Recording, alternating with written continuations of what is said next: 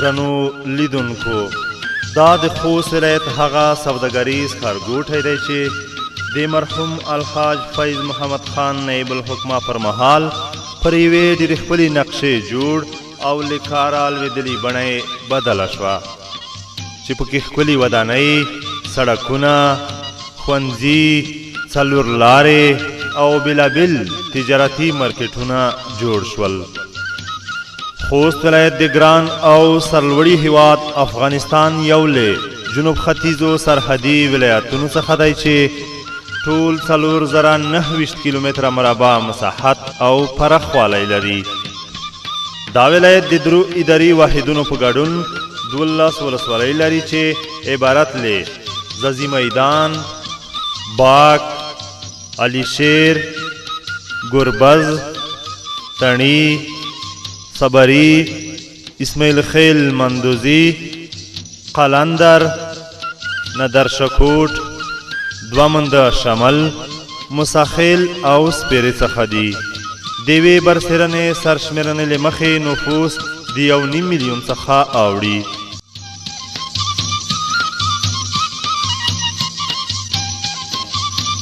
د سلسله وارو غرونو ډک خوست د پاکستان قبایلي سیمې وزیرستان سره لګېدلی دی چې د پاکستان هیواد سره شاوخوا 140 کیلومتره اوږده پوله لري. د دې ګډې پولې له امله کیدای شي ښکلی خوست په راتلونکي کې په یو لوړ ترانزیټي ښار بدل شي. خوست ولایت د پکتیا او پکتیکا ولایتونو سره نښلېدلی دی. په دې ولایت کې لوی او کوچنۍ پښتني قبیلې لکه زدران، منګل، زازي، صبري، یعقوبي، مولي، تریزي، علي شیر، سودک، لندر، قدم، گربز، تڼي، اسماعیل خیل، مندوزي، منګل، حیدرخیل، دیگان، لیوان خیل یعنی سیدان، ډډوال، متون، لکھن، مهدی خیل، نیازی، پیران شمل او کوچیان میشتی دي. د پاکستان هیواد د غلام خان سیمې څخه راغځېدلی سړک له خوست څخه تیر بیا ګردیز څو نورو ولایتونو او آن پلازمینې کابل ته رسیږي چې دغه اوږده لاره د پاکستان څخه ګران هیواد ته د نورو راداخلېدونکو لویو لارو تورخم او سپین بولدک په پرتله 433 کیلومتره د پاکستان کراچۍ ښار ته نږدې پرته ده. خوست د نورو ولایتونو په پرتله ښه او معتدله هوا لري. د ژوند د ډیرو چارو لپاره پراخه لمنه لري. حاصلخیزې ځمکې لري. طبیعي ځنګلونو یې ښکلا یو پوڅو کړي چې له دې جملې څخه یې د تڼیو، منګلو، زازي میدان او د زدرانو ځنګلونه یادولی شو. له دې ځنګلونو څخه وچې میوې لکه چارمغز، جنغوزي او سنځلې په زیاته پیمانه لاسته راځي. د وچو میوو ترڅنګ لمدې میوې لکه زردالو، الوچا، انار، مڼې، شفتالو او نورې د دې ولایت زراعتي لاسته راوړنې دي. د خوست زیاتره وګړي د مالدارۍ په چارو بوخت دي چې د ژوند تېرولو ډېرې اسانتیاوې له همدې لارې پوره کوي. په دې ولایت کې د کرهنیزو ځمکو او ځنګلونو د خړوبولو لپاره د باران له اوبو څخه استفاده کیږي. دا اوبه د غرونو او درو څخه راښکته کیږي چې سیندونه جوړوي او له هغې وروسته پاکستان هیواد ته تویږي. که دا اوبه په کار واچولی شي د برېښنا لوی او کوچني بندونه هم پرې جوړېدلی شي چې ټول کال کروندګرو ته اوبه او برق ورکولی شي. په خوست کې ډېرې کمې سیمې د چینې روانې اوبه هم لري. خوست د تاریخي ځایونو په درلودلو سره د سیلانیانو پام را اړولی شي.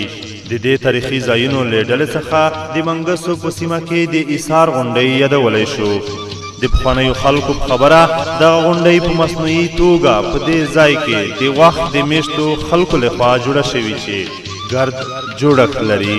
پر تاریخي ځایونو او طبیعي ځنګلونو برسېره طبیعي زیرمې هم لري چې په ځینو سیمو کې د چینې، اوسپنې، مسو، جستو او کرومیټ لرونکو ډبرو له پیدا کېدو او کانونو خبرې کولی شو چې اوس مهال د کرومیټ ډبرو د ایستلو قرارداد هم شوی دی او افغان دولت ته د کال 6 میلیونه امریکایي ډالره ګټه رسیږي. د خوست زیاتره اوسیدونکي د خپل وطن څخه بهر هیوادونو کې کار او تجارت کوي چې میاشتني عواید یې له 6 څخه تر 7 میلیونو امریکایي ډالرو پورې رسیږي. دوی ګټلې افغانۍ او ډالر خپل ټاټوبي ته رالېږي او د خوست په بیا رغونه کې په مصرف رسوي. په خپله پرې ښکلي کورونه او ماڼۍ جوړوي او د تګ راتګ لپاره پرې لوکس موټرونه رانیسي. په خوست کې داسې ځایونه شته چې د صنعتي پارک او د سوداګریز مرکز د جوړېدلو جوګه دي. په خوست ښار کې تقریبا 11,000 دولتي او شخصي دوکانونه شته چې د ښاروالۍ ورځني عواید یې 90,000 افغانیو ته رسیږي. په خوست کې د چلیدونکو موټرونو شمېر 80,000 عرضو ته رسېدلی چې له دې جملې څخه یې هره ورځ شاوخوا 45,000 موټرونه یوازې خوست ښار ته تګ راتګ کوي. د دې ولایت ګمرک که څه هم د نورو ولایتونو د ګمرکونو غوندې اسانتیاوې نه لري، خو د دې ولایت د ګمرک میاشتني عواید په منځني ډول څه د پاسه 43 میلیونه افغانۍ جوړوي او د خوست ګردیز د لویې لارې ژر تر ژره رسمي ترانزیټ به د دې ښار عواید میلیاردونو ته ورسوي او یا د لاره به سوداګرو ته په اقتصادي لحاظ ګټوره تمامه شي.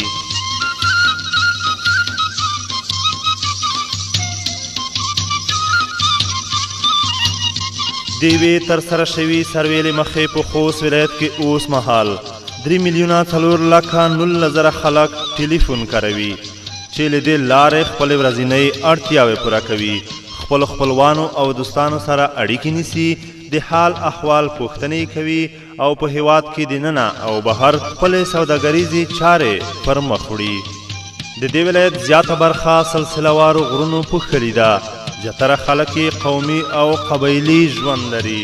خوست د هیواد تر ټولو مهمه دروازه شمیرل کیږي، خو له بده شمته چې د تیرو حکومتونو پر مهال ورته کومه ځانګړې پاملرنه نه ده شوې، ځکه چې پخوا دا ولایت یوه لویه ولسوالي وه او د پکتیا ولایت اړوند وه. ادارو یې د یوې ولسوالۍ په کچه خدمات وړاندې کول، خو د ولایت په سطحه به خلک د ستونزو هوارولو په موخه ګردیز ښار ته تلل چې په یو شمېر ادارو کې دا ستونزه تر اوسه پورې پاتې وه، خو د خوست زیارکښو خلکو او د وخت حکومتونو دا ولایت په یو سرسبزه سوداګریز ښارګوټي بدل کړ.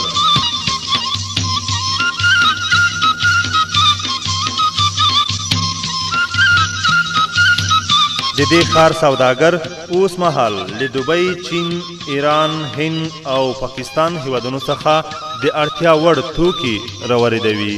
په اوس وخت کې د هیواد له بېلابېلو ولایتونو څخه خلک دې ولایت ته د کار موندلو لپاره راځي او عملاً ګڼ شمېر خلک په بېلابېلو برخو کې په کاروبار بوخت دي چې په همدې تړاو د څو تنو خبرې اورو. بسم الله الرحمن الرحیم. زه ګل احمد نومیږم، خوست اوسېدونکی یم د لوګر. ولته سبزي فروشي کوم، کاروبار مو ښه ده. دا 10-12 کاله کېږي دا کاروبار زه کوم. ورځې مزدوري موږ ته 15,000 روپۍ روزانه جوړېږي. بسم الله الرحمن الرحیم. زه عبدالوهاب د لوګر ولایت د سرخ ولسوالۍ اوسېدونکی چې فعلا په خوست کې ژوند کوم. په سر کې زه د خوست د ټول مشتو ته د روژې مبارکي وایم. بیا په خوست کې زه ډېر وخت کې چې کاروبار کوو، الحمدلله شکر په خوست کې مونږ کاروبار ښه دی. د ورځه نه مونږ ته 200-800 افغانۍ بچت پاته کېږي. د خوست خلک، د خوست ولس، د خوست ډېر ښکلی ځای او ډېر ته ناراضي یو. الله د راضي شي د دوی نه. ښکلی ځای ده او ښکلی منطقه ده او ښکلی فضا لري. بسم الله الرحمن الرحیم. زما نوم محمد عارف داود، کابل ولایت اوسېدونکی او په خوست کې اوس اوسېږو، د کاروبار کوو. خپل کاروبار نه خپل هغه نه راضي یو. دا زموږ کاروبار د ورځې وروره 400 500 یا 600 ګټو. دا زموږ د کور او دا د بال بچ خرچه وځي. په دې باندې موږ ډېر خوښ یو او خوشحال یو. او خوست وروره ډېر ښه وطن ده، د غریبانو لپاره ډېر یو صحیح وطن ده.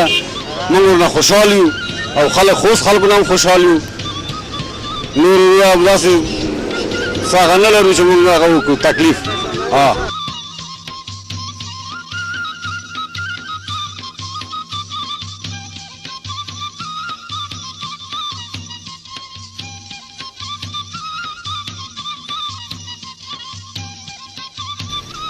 بسم الله الرحمن الرحیم.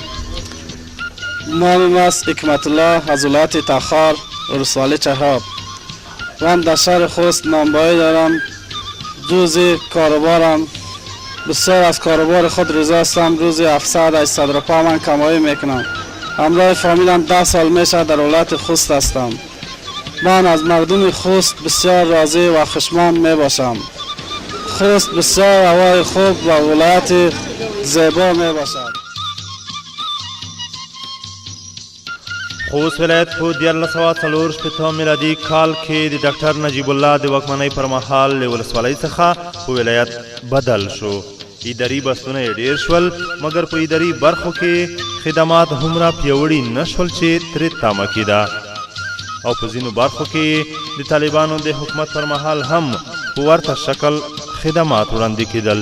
خو د طالبانو رژیم د راپرځېدو او د نوي حکومت په رامنځته کېدو سره د خوست په دولتي ادارو کې یو لړ مثبت او په لوړه کچه تغییرات رامنځته شول. که ویل شي چې د هیواد د جمهور رئیس ښاغلي حامد کرزي د واکمنۍ پر مهال د خوست ولایت په بڼه کې د پام وړ بدلون راغلی، بې ځایه به نه وي، ځکه چې په دغه موده کې د دې ولایت د مرکز او ولسوالیو په کچه نوي جوړونه او بیا رغونه وشوه. خوست ښار د ولایت په سطحه یوه نوي بڼه غوره کړه. سړکونه پاخه شول، لوړ پوړیزې ودانۍ جوړې شوې، د تفریح لپاره پارکونه پرانیستل شول.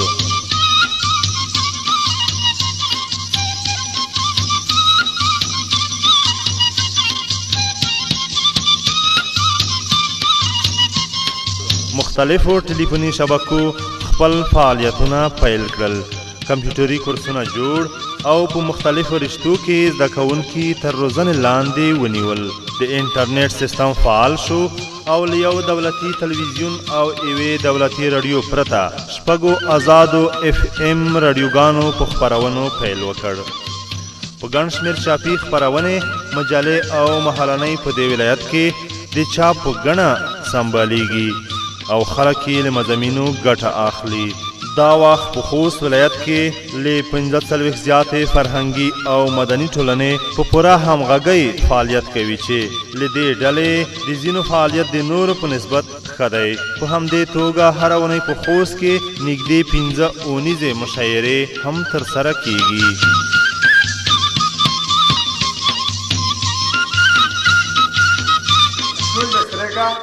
او په ګوتر ورونه بلکه او په داتک جنمازدیګر ورونه بلکه چې ښاروال یې په ټانکرو خنثی نه کړي ګولې داسې زورور ورونه بلکه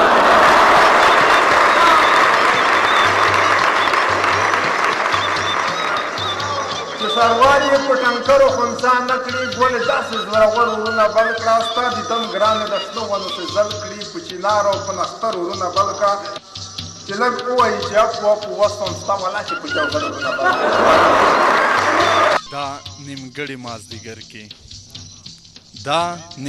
مازدیګر کې ته په حسن غرور مکړه. دغه ښار له ښکلا ډک دی، په دې لویه پاچاهۍ کې هر یو ګل د وفا ډک دی. دومره ناز پر ځوانۍ څله د راتلونکي سپرلي ګله، ته انار د کندهار یې، زه چنار د ښکلي خوست. د خوست ډېرو ولسوالیو ته سړکونه په پاخه ډول جوړ شوي او پر ځینو یې دا مهال کار روان دی. د تېرو څو کلونو په اوږدو کې تر 242 پورې ښوونځیو ته ودانۍ جوړې شوي او له دې څخه هیڅ ولسوالي بې برخې نه ده. د خوست د 12 ولسوالیو لپاره نوي ودانۍ جوړې شوي دي. په زیاترو ولسوالیو کې د ملي پیوستون حکومتي پروګرام پلی شوی او په یو شمېر سیمو کې د وړو ستونزو له امله ځنډول شوی دی. د هرې ولسوالۍ پر مستحقو ځمکوالو باندې د سیلابونو د مخنیوي په موخه اوسپنیزې جلۍ په وړیا ډول ویشل شوي. استنادي دیوالونه ورته جوړ شوي. په هره ولسوالۍ کې لږ تر لږه 4 سربندونه جوړ او د څښاک د صحي اوبو د برابرولو په موخه ورته یو شمېر ژورې څاګانې کیندل شوي دي. خو لا هم د خوست په کچه 3 لویې ستونزې پر خپل ځای پاتې دي. لومړی د بیکارۍ ستونزه ده چې له امله یې زیاتره خوستوال د کار موندلو لپاره بهرنیو هیوادونو ته ځي. دویم د دغه ولایت زیاتره سوداګر په نورو سیمو او نورو ملکونو کې پانګونې کوي چې لامل یې تر دې دمه په خوست کې د صنعتي پارکونو نشتون او د اوبیزې برېښنا نه درلودل یادولی شو. که چیرې خوست له ابي او یا هم له ډیزلي برېښنا څخه په هغه ډول چې لازمه ده برخمن شي نو لرې به نه وي چې زیات شمېر پانګوال به خپلې پانګې په دې ولایت کې په کار واچوي چې مثبت اغیز به یې د افغانستان په کچه وي. او دریم هم د دې ولایت د لویې لارې نه ترانزیټ کېدل یادولی شو.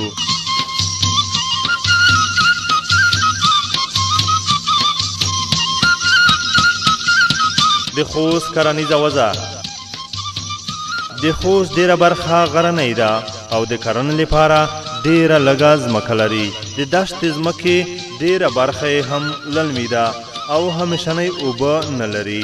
د همدې امله په ځینو سیمو کې خلکو په شخصي لګښت ژورې څاګانې ایستلي او ځمکې پرې خړوبه وي.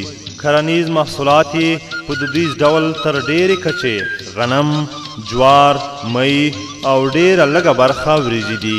په ډیرو لږو سیمو کې د ګنیو او ممپلیو کرل هم دود شوي دي. د سبزیو په برخه کې ټینډي، رومي بنجان، تور بنجان، ګازرې، ګلپي، مټر، ټیپر، تیربې یا مولی، سبا، کرم، شنه پیاز، شنه مرچ، بادرنګ، ډول ډول شنې ترکارۍ، آلو او پیاز یادولی شو. د یوې سنجونې له مخې د خوست اوسني نفوس ته په کتو په نورمال حالت کې د خوست ټول محصولات د خوست میشتو لپاره د 4 څخه تر 5 میاشتو پورې بسنه کوي او پاتې 6 یا 7 میاشتې باید له بازاره واخلي. کلتوري وضعیت. په خوست کې اوس مهال نږدې 242 ښوونځي فعال دي او په دې 242 ښوونځیو کې نږدې 15,065 ښوونکي 200,000 زده کوونکو ته زده کړې ورکوي چې د زده کوونکو 6مه برخه نجونې جوړوي. په خوست کې د شیخ زاید په نوم پوهنتون هم فعال دی. نږدې 100 تنه استادان په 9 ښوونځیو کې له 2000 زیاتو محصلینو ته زده کړې ورکوي او دا مهال یاد پوهنتون د یو ستر او غني کتابتون څخه هم برخمن دی چې په تړاو یې د خوست شیخ زاید پوهنتون 2 تنه محصلین داسې وایي. هغه کتابونه په دې کتابخانه کې دي چې هغه زاړه کتابونه دي یا ټول په فارسي باندې دي یا په انګلیش باندې دي. پښتو کتابونه چې دي ډېر کم پیدا کېږي او موږ له هغو څخه نشو کولی چې استفاده وکړو. ما خواهش د رئیس صاحب نه دا دی د شیخ زاید د پوهنتون د رئیس نه چې موږ ته نوي کتابونه راوړي که هغه فارسي کې که پښتو کې ځکه چې دواړه زموږ ملي ژبې دي. موږ باید په دې دواړو ژبو پوه شو. په پوهنتون کې د ځای د کمبود له امله پخوا زموږ کتابونه په بوجیو کې پراته وو، ځای په ځای وو. هغه دپاره کوم ځای داسې المارۍ نه وي چې موږ هغه ځای په ځای کړی وه. خو د ادارې په هلو ځلو سره موږ شکر ده د 2-3 کلو را په دې خوا موږ هلې ځلې کړي دي چې موږ خپله کتابخانه منظمه کړو. داسې اوس عملا ګورئ چې موږ د هغې دپاره المارۍ پیدا کړلې او موږ ډېر کتابونه یو څه پخوا موجود وو او په دغې 2-3 کلو کې موږ زیات کتابونه د زیاتو محصلو لخوا د زیاتو پوهنتونونو لخوا موږ ته راکړل شوي دي چې د استادانو په کومک سره په الماریو کې ځای په ځای شوي دي او کتابخانو یو څه شکل پیدا کړی ده. د دې ترڅنګ د عبدالله خان تڼي په نوم دارالمعلمین مرکزي دیني دارالعلوم او یو دارالحفاظ هم فعال دي. د پوهنې ځایي اداره وایي چې د دوی سره د خوست په بېلابېلو سیمو کې 18 دیني مدرسې په رسمي توګه ثبت دي. خو په خوست کې د مدرسو شمېر له 80 هم اوښتی دی. له حکومت سره د مدرسو د نه رجسټر په اړه د مدرسو خاوندان وایي چې له معاش او ثبت وړاندې دوی ته د دوی مسؤلیت مهم دی. خو یادونه باید وشي چې اوس په همدې برخه کې کار جریان لري. او څه موده وړاندې په همدې موخه ازموینه هم واخیستل شوه. پر دې سربیره په اوس وخت کې د ولایت په کچه یو شمېر دولتي ادارو ته کمپلیکس ودانۍ د ښار سره نږدې ساحه کې جوړې شوي چې د دې ولایت د عامو خلکو ستونزې ورسره حل کیدای شي. د سیمې په کچه دارالعلوم ته په اساسي او عصري سیسټم نوي او ښکلي ودانۍ جوړې شوي دي. دغه راز په دغو نږدې شپو او ورځو کې د خوست لپاره د نوي جوړېدونکي 150 بستریز روغتون نویو ودانیو کار په بشپړېدو دی چې په راتلونکي کې به د خوست روغتیایي برخه کې سترې ستونزې هوارې کړي.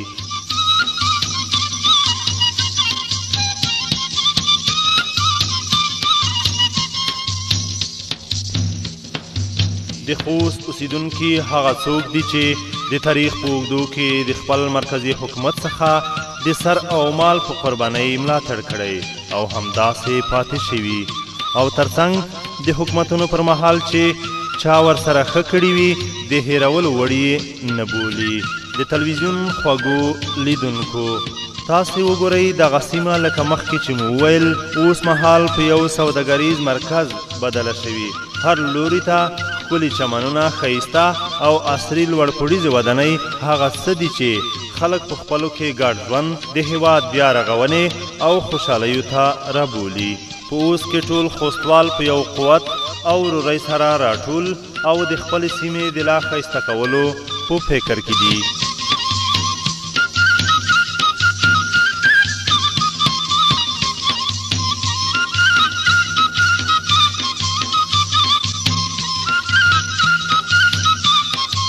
خوست ولایت کې د ولسمشر حامد کرزي د واکمنۍ پر مهال د سپورټ یا ورزش په برخه کې ډېر ستر تغیرات راغلي. تاسو ګورئ چې د ښکلي سولیز خوست یو شمېر تکړه او اتل لوبغاړي د هېواد په کرکټ ملي لوبډله کې لوبیږي.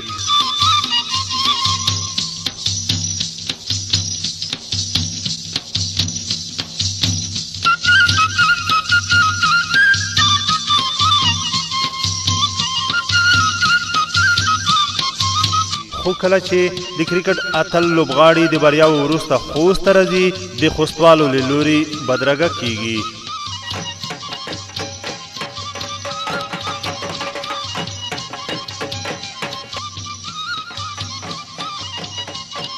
تود هرکلی کوي او ځوانان یو تر بله د دوی د بریاو مبارکۍ وایي. پر دې سربیره په خوست کې د 15,000 تنو په شاوخوا کې ورزشکاران په بېلابېلو ورزشي رشتو کې خپل تمرینات ترسره کوي چې هره ورځ د دغه ولایت په هره ښکلې سیمه کې د دغو لوبډلو ترمنځ شاندارې او خوښۍ راوړونکي سیالۍ جریان لري. همداشان په دې وروستیو کې د هېواد په کچه په خوست کې د یوه پراخ او مجهز لوبغالي د جوړېدو چارې هم پیل شوي چې دا د تېرو څو کالونو په اوږدو کې د خوستوالو ورزشکارانو لویه او اساسي غوښتنه وه. خوست د نوي جوړونې او بیا رغونې په برخه کې ډېرې اړتیاوې لري، خو خواشینونکې خبره دا ده چې ځینو کسانو د شخصي ګټو په خاطر د خوست ټولنیزې ګټې تر پښو لاندې کړي دي او د حکومتي ځمکو نیونکي یا غصبینې ښه بیلګه ده. په خوست کې د ځمکو د غصب له امله نوي جوړونې او بیا رغونې ته دروند زیان اوښتی دی. خو کله چې دې ولایت ته د ولسمشر حامد کرزي په حکم ښاغلی عبدالجبار نعیمي د ولي په صفت راغلی په دې ولایت کې پر قانون پلي کولو سربیره په دولتي ادارو کې د پام وړ بدلون، په اداري چارو کې رڼښت، چټکتیا او تر ډېره بریده ښه والی رامنځته کړی. خوست ولي ښاغلي عبدالجبار نعیمي د خوست خلکو، دیني علما کرامو، روشن فکرانو او ځوانانو سره د ځانګړو ناستو وروسته د هغو چارو ترسره کولو ته مخه کړې چې د خوست ولایت په کچه په هره برخه کې تر ډېره ښکلا او ښه والی راوستلی شي. خوست والي په خپل راتګ سره دا هوډ هم وکړ او د خوست ولسونو ته یې وعده ورکړه چې دولتي نیول شوي ځمکې به له غصبینو خلاصوي. هوکې همداسې وشول. عبدالجبار نعیمي په دې وروستیو کې جدي ګامونه واخیستل. د وړکتون نیول شوي ځمکه یې په 2010 کال د 5مې میاشتې په 20 نیټه له غصبینو خلاصه کړه. د دې ځمکې په هکله 2 تنه خوستوال داسې وایي: دا ډول اقدام کوي زه او د پاینده کم دی دوی نه دا غوښتنه لرم چې په همدې ډول اقدام وکړي ځکه دا اولنی اقدام دی چې زه یې ګورم تر څو چې په د خوست کې ګرځم چې په دولتي ځای نیول شوی وي او بیرته وران شوی وي. چار کله والي روغه بیا مې مولمسون ته ویلي په ولسوالۍ سپین ږیري څوک یې ترغلي وي بیا بعضې که یوه وخت زه که دا د خبره ده وکړه چې زه به دا د حکومت مځکه چې کومه غصب شوي دي دا به زه ازدومه نو په دغه نن مې دومره ښه شولې زه والي نن وینم چې مونږ نه به رسېږي که نه مو به خو کال کړی وای چې دا ده دومره اقدام وکړه هغه مخ ته کول چې دا یې روغه مولمسون کوي بیا دلته یوه غونډه وشوه شورا وشوه پاکه یې وویل تلویزیون یې ویل کړه بلکل د خبره خپله خبره کوله زوی ته ورسوه مې یې ملاتړ یې کومینه چې هغه په شپه یې په کوري کاپېري په کوري د حکومت مې ملاتړ یې چې دا د حکومت مځکه خصوصوي د ظلمونو نه د غصب کوونکي نه مې یې ملاتړ یې.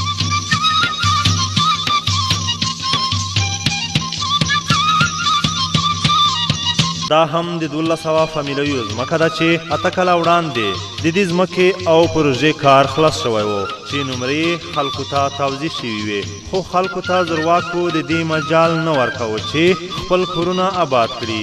دا ځمکه هم د ولي عبدالجبار نعیمي په کړي ټینګ هوډ د خلکو مشرانو ملي اردو او ملي پولیسو په مرسته او کومک په 2010 کال د اوومې میاشتې په 28مه نیټه د غصبګرو بیرته ترلاسه کړه. په هکله یې عبدالجبار نعیمي داسې وایي. واقعیت خو دا دی چې د خوست په ولایت کې بالخصوص د خوست په ښار کې ډېرې دولتي مځکې غصب سوي دي په ولسوالیو کې ځینې دولتي مځکې غصب سوي دي او غصب هم روان دي. باید په تاسف سره ووایم چې دغه لړۍ په خوست کې ناامني پیدا کړې دغه لړۍ د غصب په خوست کې بې اتفاقي پیدا کړې دغه لړۍ د غصب په خوست کې پسماندګي پیدا کړې ډېرې داسې عامل منفعه پروژې دي چې هغه نن باید خلاص سوي وای تکمیل سوي وای او ګټو اخیستلو ته چمتو وای ولې نن دغه د غصب او د زور جبر دا لړۍ د دې مخه نیولې ده. د بیلګې په توګه تاسو ته ویلی سم چې دلته تاسو د خوست په ولایت کې د هوایي ډګر خبرې کېږي تاسو یې اورئ. نن که واقعیت وایم هوایي ډګر دپاره په خوست کې داسې ځای نه لیدل کېږي که وي هغه په زورو په جالو په تصویرونو باندې هغه مځکه غصب سوې پر هغوی باندې کار روان دی. همدغسې په دې ولایت کې د سړو خونو پروژه وه د یو نیم کال را په دې خوا بودجه یې وه پیسې یې وې نقشه یې وه پیشنهاد سوې پروژه 2 میاشتې مخکې یو نیم میاشت مخکې هغه پروژه برته کینسل سول پیسې برته مسترد سولې. زه فکر کوم چې دا غصب دا زور دا ظلم د یو څو نفرو لخوا پر دې ولس تحمیل سوی او دا د دې ولس سره ډېره لویه جفا ده. دا چې خوستوال په خپله هم مبتکر زړور او مشهور خلک دي ملي ازادي غواړي ملي ورورولۍ ته تنګ دي نیمګړتیاوې زوف خلاوې مرضونه د لارې کندې کړنګونه ګردابونه د غرقېدو چالونه لومې او دمونه ډېر ښه پېژندلی شي او د خپلو قومي جوړښتونو په رڼا کې ورته د پای ټکی ایښودلی شي. بلې قدرمنو لیدونکو لکه څنګه چې تاسو ته هم بهتره معلومه ده کوم وخت چې په افغانستان کې مثبت او تاریخي بدلونونه رامنځته کیږي نو په هغه کې د خوست ولایت اهمیت او رول لورایه ښکاري چې ښې بېلګې د تاریخ په اوږدو کې موجودې دي. هر کله چې دا خبره منو چې د خوست سیمه او اوسیدونکي یې د هېواد په آبادۍ ترقۍ سولې او امن په راوستو کې کلیدي رول لري نو راځئ په همدې هکله د یو شمېر خوستوالو د هیلو او ارمانونو څخه ډکې خبرې واورو. موږ سوله غواړو ژوند غواړو چې موږ بچیان ښه وخت تېر کړي زموږ ورونه عزیزان ښه وخت تېر کړو ښه په ارام ټیم پاس کړو ښه دوکانداري وکړو خپله غریبي وکړو حلاله مزدوري وکړو و موږ سوله غواړو هر وخت دپاره سوله غواړو. سوله ښه ده موږ سوله خوښوو او په دنیا کې سوله ښه ده او جنګ نه او جنګ بربادي ده او موږ تاسو جنګ هېڅ فایده نه کوي ولې چې په خارج کې چې کوم ځایونه دي امن سوله او ډېر ښه شی دی چې امن سولې ته موږ تاسو ټول یو ځای شو. دا چې ټول هیوادوال او په ځانګړي ډول خوستوال له ټولو زیات د سولې تږي او په سوله مین خلک دي. که په ټول هیواد او خوست کې ډډمنه سوله برقراره شي نو د خوست او خوستمېشتو وړاندې تګ او ترقي به د هیواد په کچه بېساري وي. درنو لیدونکو، په دې وروستیو کې خوست والي د دغه ولایت لپاره 15 کلن ستراتیژیک پلان جوړ کړ. یاد پلان تقریبا ټول د 471 میلیونو ډالرو په ارزښت د بیا رغونې پروژې لري او دا اندازه به د خلکو په غوښتنه 500 میلیونو ډالرو ته پورته شي. په ورته وخت کې د خوست خلک د خوست له والي ښاغلي نعیمي څخه 3 لویې او مهمې غوښتنې لري. لومړی دا چې خوست د هیواد یوه تر ټولو مهمه دروازه شمیرل کیږي، نو تر هر څه زیاته اړتیا چې محسوسیږي هغه په دې ولایت کې د لا ښه او ډاډمن امنیت راوستل دي. دویم څه ډول چې دا مهال د خوست 1,20,000 مسافر په بهرنیو هیوادونو کې په کار بوخت دي او هلته ژوند کوي او ترڅنګ یو زیات شمېر سرمایهدار خلک غواړي د دغه هیواد وچه او تازه میوه بهرنیو هیوادونو ته د هوا له لارې ولېږدوي، نو د دوی ورځنۍ غوښتنه هم همدا ده چې په دې ولایت کې ورته ملکي هوایي ډګر جوړ شي. او دریمه هم د خوست غلام خان بندر چې د خوست لپاره د یو ستر اقتصادي امتیاز سبب کیدای شي د ژر تر ژره رسمي ترانزیت کیدنه.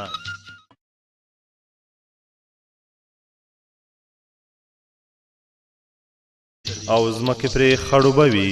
کرنیز محصولات یې په دودیز ډول تر ډېرې کچې غنم، جوار، مۍ او ډېره لږه برخه وریجې دي. په ډېرو لږو سیمو کې د ګنیو او ممپلیو کرل هم دود شوي دي.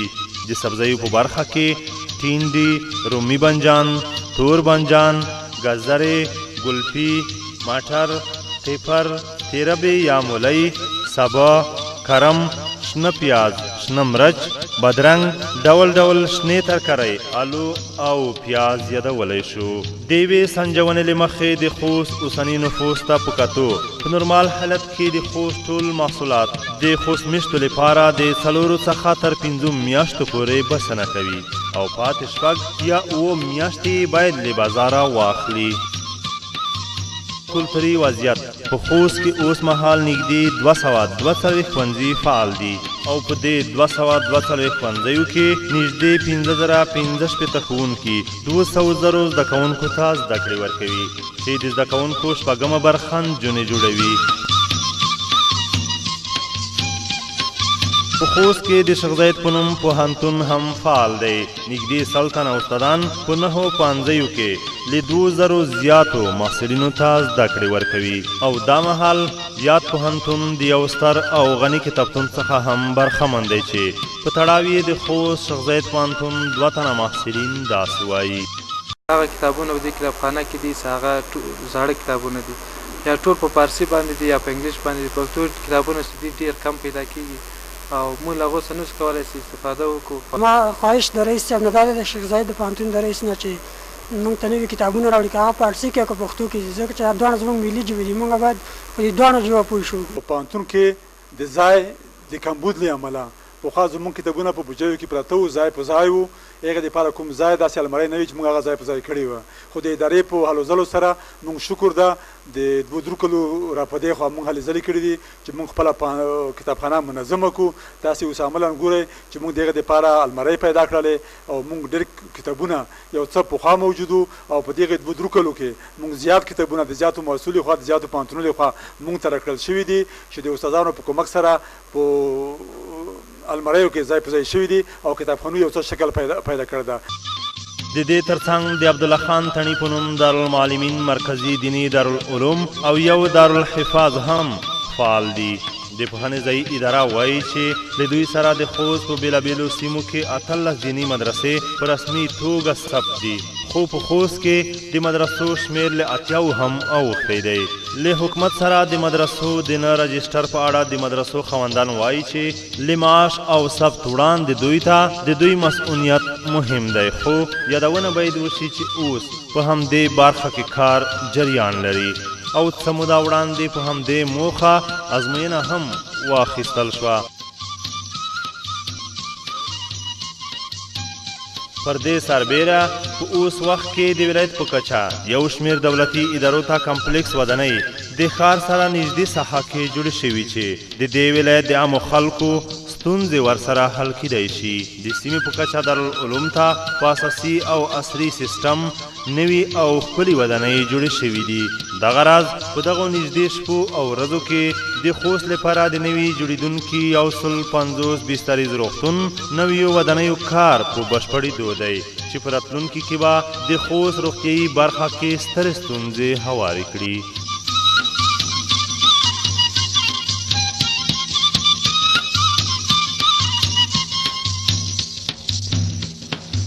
د خوست اوسیدونکي هغه څوک دي چې د تاریخ په اوږدو کې د خپل مرکزي حکومت څخه د سر او مال په قربانۍ ملاتړ کړی او همداسې پاتې شوي او ترڅنګ د حکومتونو پر مهال چې چا ورسره ښه کړي وي د هېرولو وړ یې نه بولي.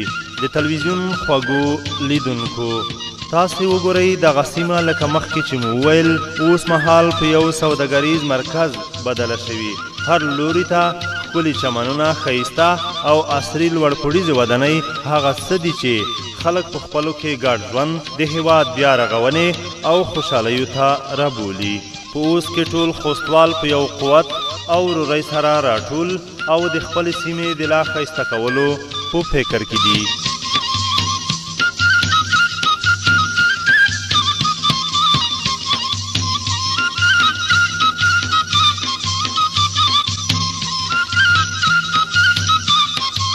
خوست ولایت کې د ولسمشر حامد کرزي د واکمنۍ پر مهال د سپورټ یا ورزش په برخه کې ډېر ستر تغیرات راغلي. تاسو ګورئ چې د ښکلي سولیز خوست یو شمېر تکړه او اتل لوبغاړي د هېواد په کرکټ ملي لوبډله کې لوبیږي.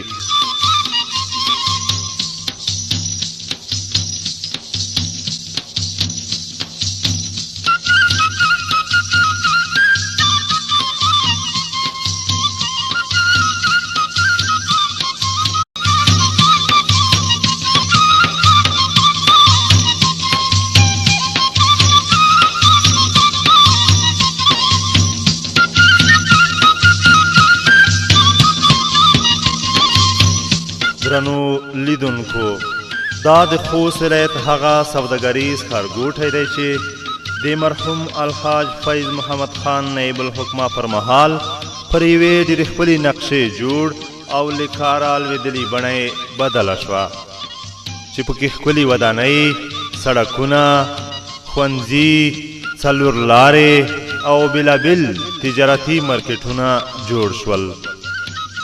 خوست ولایت د ګران او سرلوړي هیواد افغانستان یو له جنوب ختیځو سرحدي ولایتونو څخه دی چې ټول 4029 کیلومتره مربع مساحت او پراخوالی لري. دا ولایت د درو اداري واحدونو په ګډون 12 ولسوالۍ لري چې عبارت له زازي میدان، باک، علي شیر، گربز، تڼي، صبری، اسماعیل خیل مندوزی، قلندر، ندرشکوټ، دوامنده شمل، مساخیل او سپیرې څخه دي. د یوې برسېرنې سرشمېرنې له مخې نفوس د 1.5 میلیون څخه اوړي.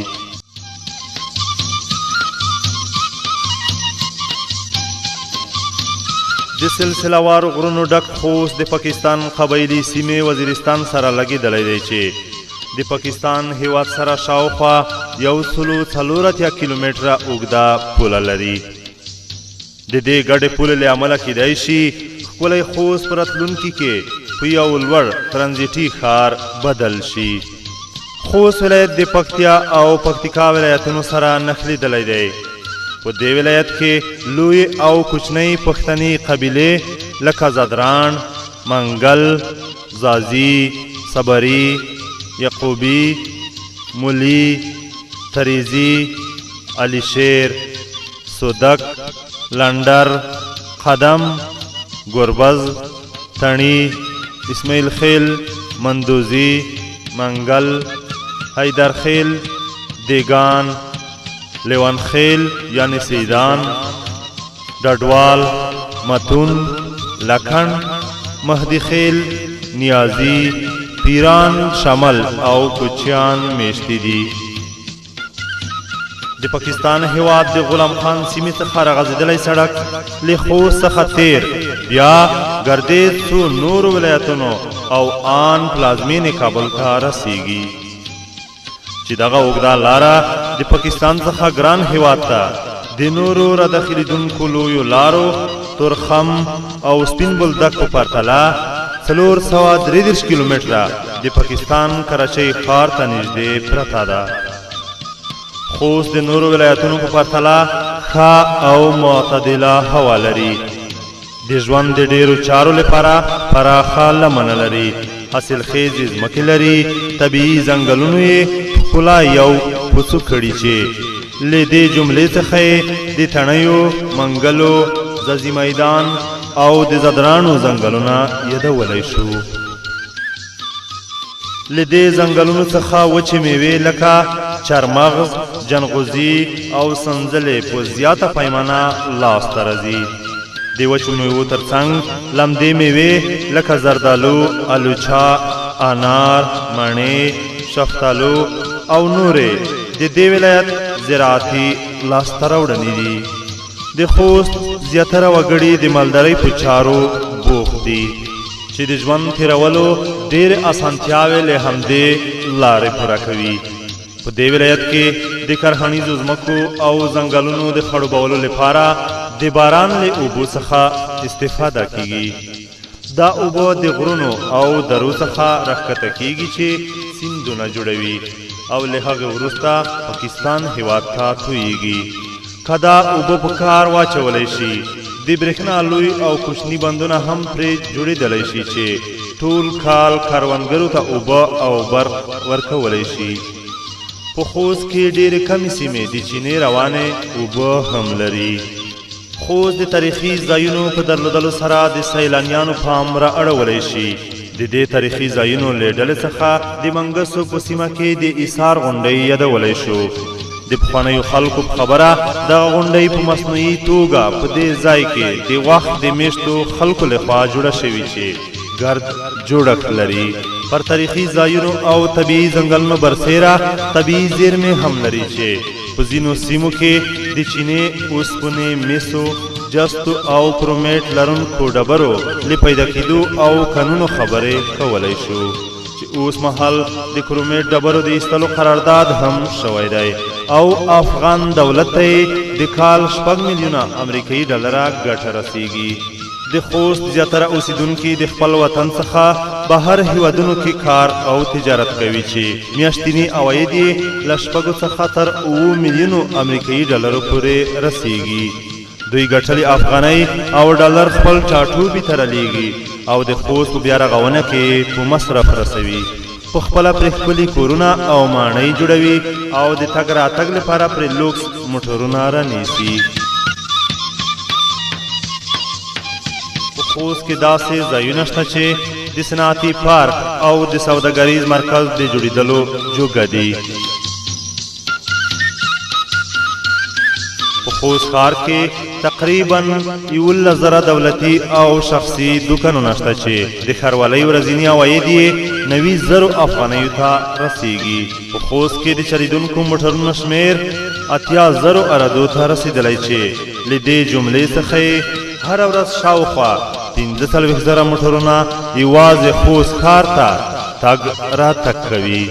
د دې ولایت ګمرک که څه هم د نورو ولایتونو د ګمرکونو غوندې اسانتیاوې نه لري، خو د دې ولایت د ګمرک میاشتني عواید په منځني ډول څه د پاسه 43 میلیونه افغانۍ جوړوي او د خوست ګردیز د لویې لارې ژر تر ژره رسمي ترانزیټ به د دې ښار عواید میلیارډونو ته ورسوي او یا د لاره به سوداګرو ته په اقتصادي لحاظ ګټوره تمامه شي.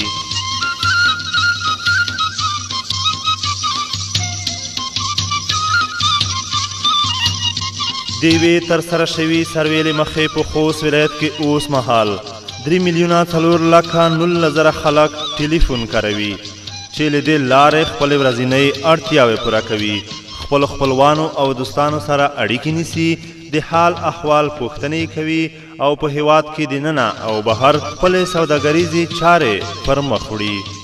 د دې ولایت زیاته برخه سلسله وارو غرونو پوښلې ده. زیاتره خلک یې قومي او قبایلي ژوند لري. خوست د هیواد تر ټولو مهمه دروازه شمیرل کیږي، خو له بده شمته چې د تیرو حکومتونو پر مهال ورته کومه ځانګړې پاملرنه نه ده شوې، ځکه چې پخوا دا ولایت یوه لویه ولسوالي وه او د پکتیا ولایت اړوند وه. ادارو یې د یوې ولسوالۍ په کچه خدمات وړاندې کول، خو د ولایت په سطحه به خلک د ستونزو هوارولو په موخه ګردیز ښار ته تلل، چې په یو شمېر ادارو کې دا ستونزه تر اوسه پورې پاتې وه. خو د خوست زیارکښو خلکو او د وخت حکومتونو دا ولایت په یو سرسبزه سوداګریز ښارګوټي بدل کړ.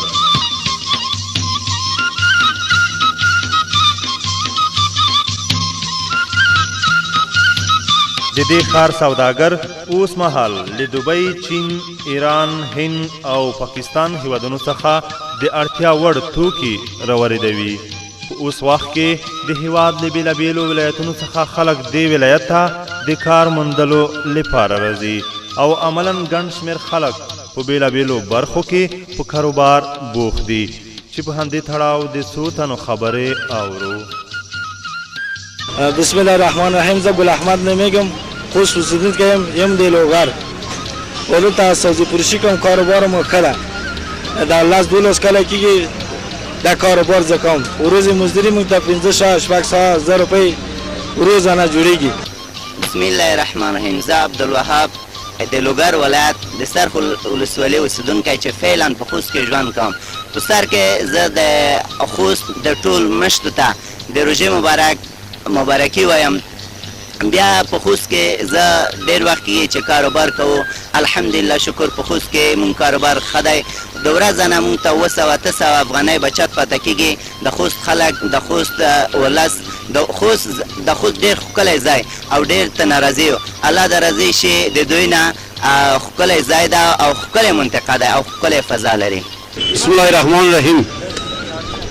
زما نوم محمد عارف داود، کابل ولایت اوسېدونکی او په خوست کې اوس اوسېږو. وروره کاروبار کوو، خپل کاروبار نه خپل هغه نه راضي یو.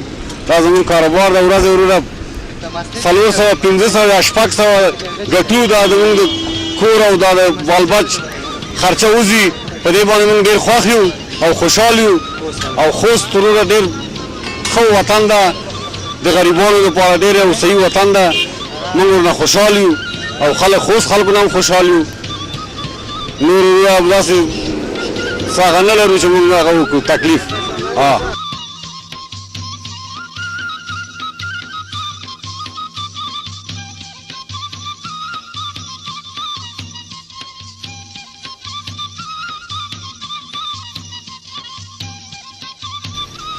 بسم الله الرحمن الرحیم. نام است حکمت الله از ولایت تخار، ولسوالی چهاب. من در شهر خوست نانبایی دارم. روزی کاروبارم بسیار از کاروبار خود روزی هستم. روزی 700-800 روپا من کمایی میکنم. همراه فامیلم 10 سال میشه در ولایت خوست هستم. من از مردم خوست بسیار راضی و خوشمند میباشم. خوست بسیار هوای خوب و ولایت زیبا میباشد. خوست ولایت په 1940 میلادي کال کې د ډاکټر نجیب الله د واکمنۍ پر مهال له ولسوالۍ څخه په ولایت بدل شو. اداري بستونه یې ډېر شول، مګر په اداري برخو کې خدمات هومره پیاوړي نه شول چې ترې تمه کېده. او په ځینو برخو کې د طالبانو د حکومت پر مهال هم په ورته شکل خدمات وړاندې کېدل. خو د طالبانو رژیم د راپرځېدو او د نوي حکومت په رامنځته کېدو سره د خوست په دولتي ادارو کې یو لړ مثبت او په لوړه کچه تغییرات رامنځته شول. که ویل شي چې د هیواد د جمهور رئیس ښاغلي حامد کرزي د واکمنۍ پر مهال د خوست ولایت په بڼه کې د پام وړ بدلون راغلی، بې ځایه به نه وي، ځکه چې په دغه موده کې د دې ولایت د مرکز او ولسوالیو په کچه نوې جوړونه او بیا رغونه وشوه. خوست ښار د ولایت په سطحه یوه نوې بڼه غوره کړه. سړکونه پاخه شول، لوړ پوړیزې ودانۍ جوړې شوې، د تفریح لپاره پارکونه پرانیستل شول.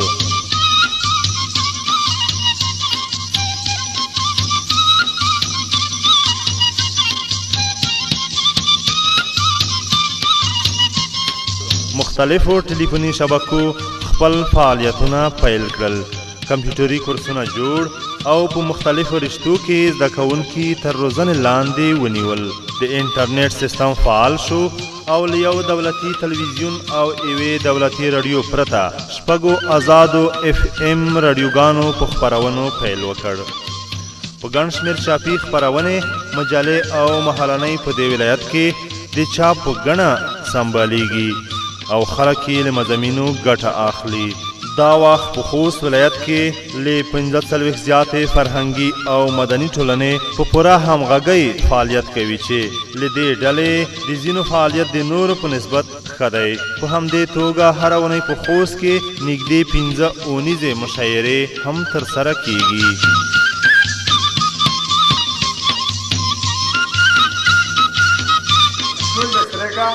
او په ګودر ورونه بلکا او په داتک ځینې مازدیګر ورونه بلکا چې ښاروال یې په ټانکرو خنثی نه کړي ګولې داسې زورور ورونه بلکا.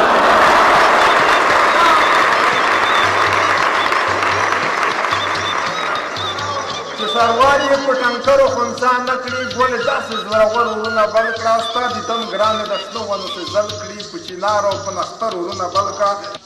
چې لږ ووایي چې اپ وسم ستا ولا چې په چوکر ورونه بلکا. دا نیمګړی مازدیګر کې ته په حسن غرور مکړه. دغه ښار له ښکلا ډک دی، په دې لویه پچاهۍ کې هر یو ګل د وفا ډک دی. دومره نارس پر ځوانۍ څله د راتلونکي سپرلي ګله، ته انار د کندهار یې، زه چنار د ښکلي خوست. د خوست ډیرو ولسوالیو ته سړکونه په پاخه ډول جوړ شوي او پر ځینو یې دا مهال کار روان دی.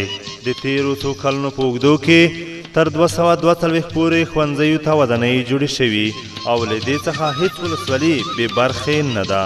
د خوست د 12 ولسوالیو لپاره نوي ودانۍ جوړې شوي دي. په زیاترو ولسوالیو کې د ملي پیوستون حکومتي پروګرام پلی شوی او په یو شمېر سیمو کې د وړو ستونزو له امله ځنډول شوی دی. د هرې ولسوالۍ پر مستحقو ځمکوالو باندې د سیلابونو د مخنیوي په موخه اوسپنیزې جلۍ په وړیا ډول ویشل شوي. استنادي دیوالونه ورته جوړ شوي. په هره ولسوالۍ کې لږ تر لږه 4 سربندونه جوړ او د څښاک د صحي اوبو د برابرولو په موخه ورته یو شمېر ژورې څاګانې کیندل شوي دي. خو لا هم د خوست په کچه 3 لویې ستونزې پر خپل ځای پاتې دي. لومړی د بیکارۍ ستونزه ده چې له امله یې زیاتره خوستوال د کار موندلو لپاره بهرنیو هیوادونو ته ځي. دویم، د دغه ولایت زیاتره سوداګر په نورو سیمو او نورو ملکونو کې پانګونې کوي چې لامل یې تر دې دمه په خوست کې د صنعتي پارکونو نشتون او د اوبیزې برېښنا نه درلودل یادولی شو. که چیرې خوست له ابي او یا هم له ډیزلي برېښنا څخه په هغه ډول چې لازمه ده برخمن شي، نو لرې به نه وي چې زیات شمېر پانګوال به خپلې پانګې په دې ولایت کې په کار واچوي چې مثبت اغیز به یې د افغانستان په کچه وي. او دریم هم د دې ولایت د لویې لارې نه ترانزیټ کېدل یادولی شو.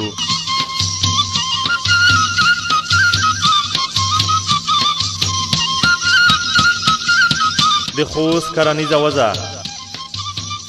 د خوست ډیره برخه غرنۍ ده او د کرنې لپاره ډیره لږه ځمکه لري. د دښتې ځمکې ډیره برخه یې هم للمي ده او همیشنۍ اوبه نه لري. له همدې امله په ځینو سیمو کې خلکو په شخصي لګښت ژورې څاګانې ایستلي. خو کله چې د کرکټ اتل لوبغاړي د بریاو وروسته خوست ته راځي، د خوستوالو له لوري بدرګه کیږي.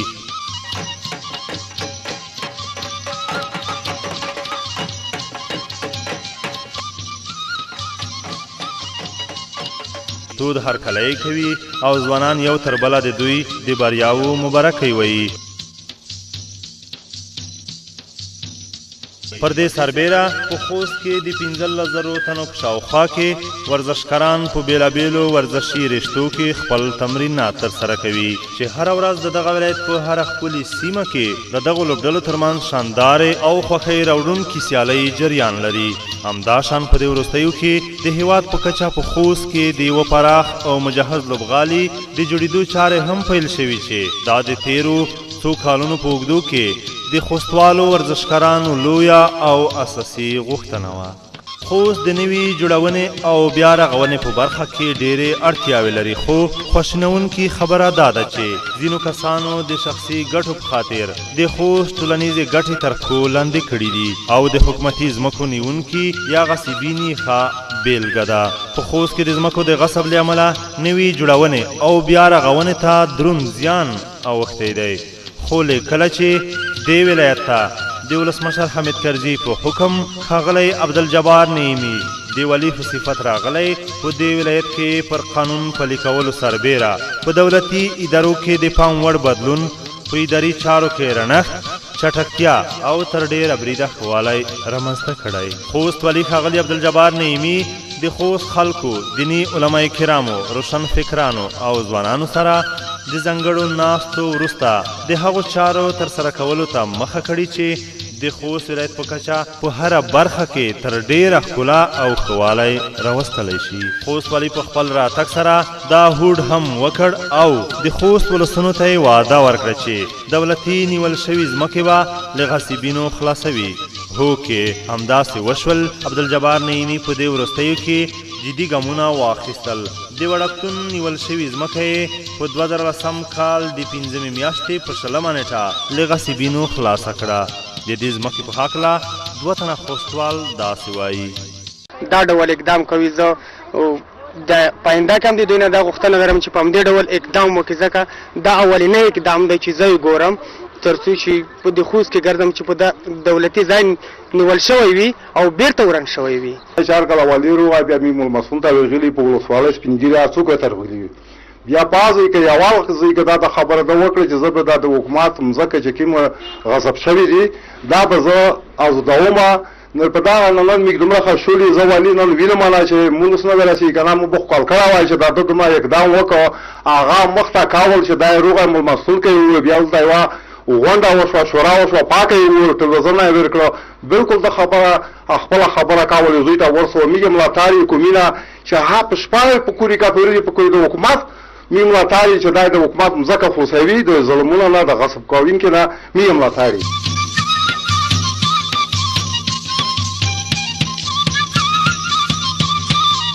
دا هم د 1200 فامیلیو ځمکه ده چې 8 کاله وړاندې د دې ځمکې او پروژې کار خلاص شوی و چې نمرې خلکو ته توضیح شوي وې، خو خلکو ته زورواکو د دې مجال نه ورکاوه چې خپل کورونه آباد کړي. دا ځمکه هم د والي عبدالجبار نعیمي په کړي ټینګ هوډ د خلکو مشرانو، ملي اردو او ملي پولیسو په مرسته او کومک په 2010 کال د 9 میاشتې په 28 نیټه د غصبګرو بیرته ترلاسه کړه. په هکله یې عبدالجبار نعیمي داسې وایي: واقعیت خو دا دی چې د خوست په ولایت کې بالخصوص د خوست په ښار کې ډېرې دولتي مځکې غصب سوي دي. په ولسوالیو کې ځینې دولتي مځکې غصب سوي دي او غصب هم روان دی. باید په تاسف سره ووایم چې دغه لړۍ په خوست کې ناامني پیدا کړې، دغه لړۍ د غصب په خوست کې بې اتفاقي پیدا کړې، دغه لړۍ د غصب په خوست کې پسماندګي پیدا کړې. ډېرې داسې عام المنفعه پروژې دي چې هغه نن باید خلاص سوي وای، تکمیل سوي وای او ګټو اخیستلو ته چمتو وای، ولې نن دغه د غصب او د زور جبر دا لړۍ د دې مخه نیولې ده. د بیلګې په توګه تاسو ته ویلی سم چې دلته تاسو د خوست په ولایت کې د هوایي ډګر خبرې کېږي، تاسو یې اورئ. نن که واقعیت وایم هوایي ډګر دپاره په خوست کې داسې ځای نه لیدل کېږي، که وي هغه په زورو، په جالو، په تصویرونو باندې هغه مځکه غصب سوې، پر هغوی باندې کار روان دی. همدغسې په دې ولایت کې د سړو خونو پروژه وه، د یو نیم کال را په دې خوا بودجه یې وه، پیسې یې وې، نقشه یې وه، پیشنهاد سوې